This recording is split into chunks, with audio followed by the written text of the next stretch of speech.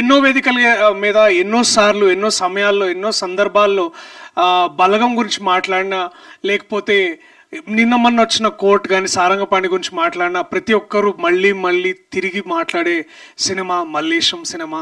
అది నాకు మీరు ఇచ్చినందుకు మళ్ళీ ఈ వేదికగా మీకు మళ్ళీ హృదయపూర్వకంగా ధన్యవాదాలు రాజు గారు. ఎప్పుడు రాజరాజు అని పిలుస్తున్నా, ఇప్పుడు ఇట్లా రాజు గారు అంటే నాకు కూడా. So it is great to know. And మళ్ళీ ఈ స్క్రిప్ట్ నాకు ముందు నన్ను అడిగారు చేయమని. నేను కొన్ని కారణాల వల్ల వేరే ప్రాజెక్ట్స్ వల్ల చేయడం కాస్త ఆలస్యమైంది. అయినా నాకు తెలుసు ఎక్కడో మైండ్లో ఎక్కడో ఒక రాజ్ గారి దగ్గర ఒక అన్స్టాపబుల్ బగ్ ఉంటుంది అనమాట. నన్ను ఎవరు ఆపేది, నేనేం చేయలేనా, ఇట్లాంటి ఒక అంటే ఇప్పుడు వదిలేస్తే ట్రంప్ మీద కూడా పోయి నిజంగా ప్రశ్నిస్తాడు ఆయన కూడా, నువ్వు 100% టారిఫ్ ఎట్లేస్తావు మా మీద అని.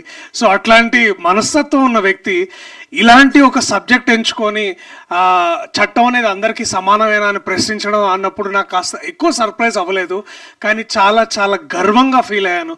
సో ఇక్కడికి నేను రావడానికి, ఇక్కడ నించొని మాట్లాడడానికి ముఖ్యమైన ఇంకో కారణం, ఇవాళ నేను చాలా గర్వపడుతున్నాను.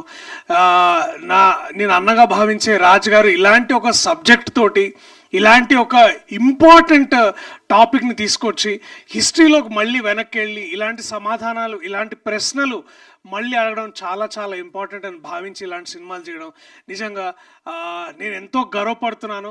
అండ్ తెలుగు సినిమాకి కూడా చాలా చాలా lucky that we have a director like Raju garu, we have a producer like Raju గారు.